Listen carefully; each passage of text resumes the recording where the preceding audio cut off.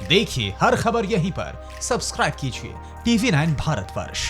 कि गैंगस्टर ने जो चाहा, जैसा चाहा और जहां पर चाहा वैसा किया, लेकिन इसके पीछे मददगार कौन बना, इस बात का सामने आना इसलिए जरूरी है कि ये रियल लाइफ का नहीं बल्कि रियल लाइफ का पाताल लोक है, जिसमें एक अदना इंसान पूरे पुलिस महकमे को क्रिमिनलाइजेशन कर पूरी तरीके से तबाह कर देता है और पूरे सिस्टम की जो क्रिमिनलाइजेशन है उसको आगे तक लेके जाता है। और इस हद तक ये सब कुछ करता है कि 6 दिन और 7 रात तक वो किसी के हाथ भी नहीं आता है। क्या उसे क्राइम से पहले जिस तरह का अज्ञात सोर्सेस से मदद मिलती रही, क्राइम के बाद भी नहीं मिलती रही होगी? इसी फिक्र को आगे बढ़ाते हैं। अब हम आपको बताते हैं कि विकास दुबे की गिरफ्तारी के बाद खाकी को क्यों शर्मसार हो जाना चाहिए। विकास दुबे का ये रूट मैप देखिए आप जरा। वो 7 दिन और 6 राज्य दर राज्य बदलता रहा, 1350 किलोमीटर तक भागता रहा और पुलिस हाथ मलती रह गई। अब आप विकास दुबे के सफर में छिपी पुलिस की शर्मसार करने वाली तस्वीर देखें। वो कानपुर से ग्वालियर 270 किलोमीटर तक भागा, फिर ग्वालियर से फरीदाबाद 290 किलोमीटर भागा और फिर फरीदाबाद से धौलपुर 227 किलोमीटर भागा और उसके बाद वो धौलपुर से ग्वालियर 64 किलोमीटर भागा, फिर ग्वालियर से गुना 220 किलोमीटर भागा, फिर गुना से देवास 245 किलोमीटर भागा और आखिर देवास से उज्जैन 36 किलोमीटर भागा, जहां उसकी गिरफ्तारी हुई थी। सवाल यह है कि क्या इन सब के बीच एक भी टोल नाका नहीं था? 1350 किलोमीटर के रास्ते पर देश की चुस्त दुरुस्त पुलिस कहीं भी पहरा नहीं दे रही थी। तो फिर आखिर पुलिस विकास दुबे को ढूंढ कहां रही थी? देखिए पूरे सिस्टम की नाकामी की रिपोर्ट। कानपुर शूटआउट का मास्टरमाइंड 7 दिन तक पुलिस को चकमा देता रहा।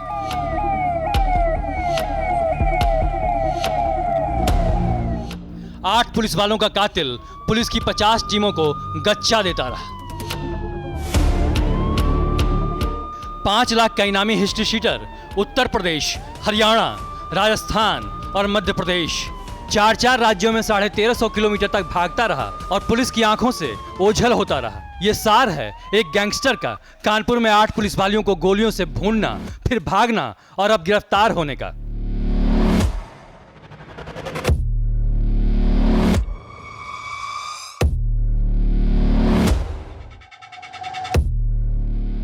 ये यूपी के पूरे सिस्टम के मुंह पर तमाचा है, क्योंकि बिकरू गांव की जमीन खाकी के खून से लाल करने वाला विकास दुबे 7 दिन और 6 रात तक खाकी वालों को छकाता रहा। यूपी पुलिस से हर वक्त एक कदम आगे रहा। यूपी पुलिस की टीमें विकास दुबे को पकड़ने जहां जहां भी पहुंची, वो वहां से उनके आने से पहले ही फरार हो जाता रहा और इस फरारी में घूम फिरकर सवाल उस खाकी पर ही आता रहा जो पहले तो खाकी वालों के ही खून बहाने की वजह बनी और फिर वजह बनी फरारी की। यूपी पुलिस का मोस्ट वांटेड विकास दुबे उज्जैन से गिरफ्तार कर लिया गया है, लेकिन सबसे बड़ा सवाल यही है कि आखिरकार फरारी के दौरान विकास दुबे कहां रुका, कहां गया। तारीख 2 जुलाई। विकास दुबे खुद को बाहुबली मानता था, खून बहाने का एक्सपर्ट मानता था, लेकिन 8 पुलिस वालों को बेरहमी से मौत के घाट उतारने के बाद यह बाहुबली अपनी जान बचाने के लिए कायरों की तरफ भागा। पुलिस टीम पर अंधाधुंध गोलियां बरसाने के बाद विकास दुबे पिछले दरवाजे से अपने घर से निकला और पिछले दरवाजे पर खड़ी ही एक बाइक से अपना गांव छोड़कर निकल गया। यहाँ बाइक खड़ी हुई थी, विकास के गुर्गे थे, सबको कह दिया गया था कि सबको यहाँ से निकलना है इस गेट से।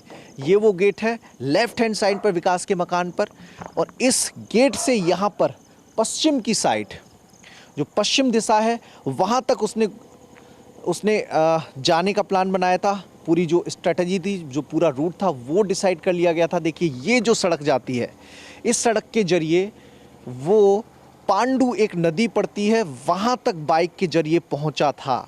क्यों? विकास दुबे ने ना सिर्फ भागने की प्लानिंग कर रखी थी, बल्कि भागकर कहां जाना है ये भी उसने पहले से ही तय कर रखा था। बाइक से करीब 2 किलोमीटर चलने के बाद वो उस ठिकाने पर पहुंचा जिसे उसने छुपने के लिए चुन रखा था। बिकरू गांव से भागकर विकास दुबे ने पांडु नदी पार की और फिर शिवली जा पहुंचा, शिवली में दुबे अपने एक करीबी के घर 5 जुलाई तक बैठा रहा, लेकिन जब दबिश बढ़ने लगी तो वो शिवली से औरैया भाग निकला।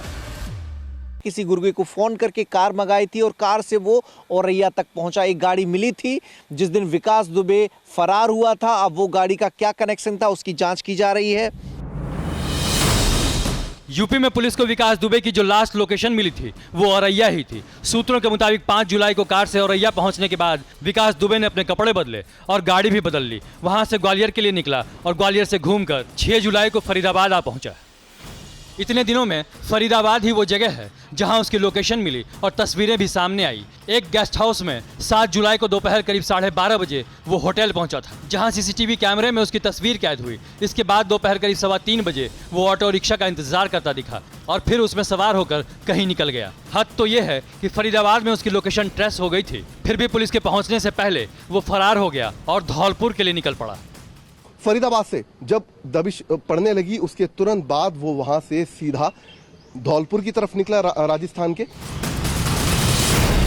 सूत्रों के मुताबिक विकास दुबे 6 और 7 जुलाई को फरीदाबाद में रुका और फिर वहां से राजस्थान के धौलपुर निकला, लेकिन उसकी भागम भाग यहीं नहीं थमी। वो एक बार फिर ग्वालियर जाकर वहां से उज्जैन पहुंचा।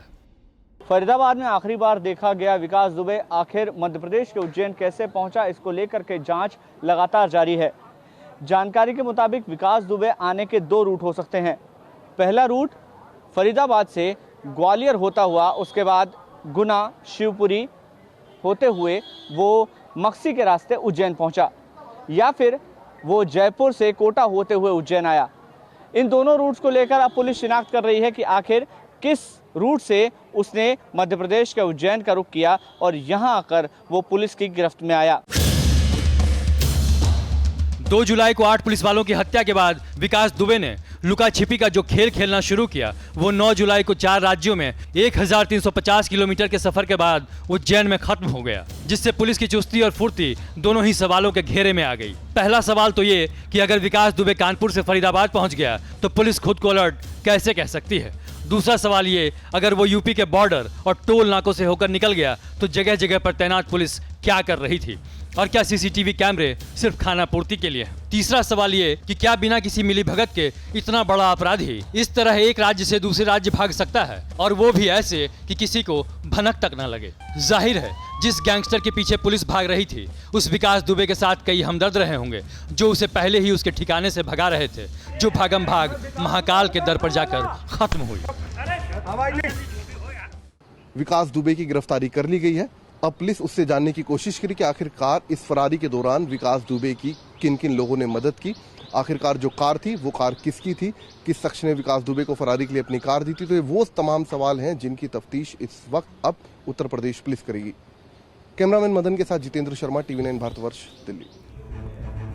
परवाह देश की, सोमवार से शुक्रवार रात 10 बजे TV9 भारतवर्ष पर।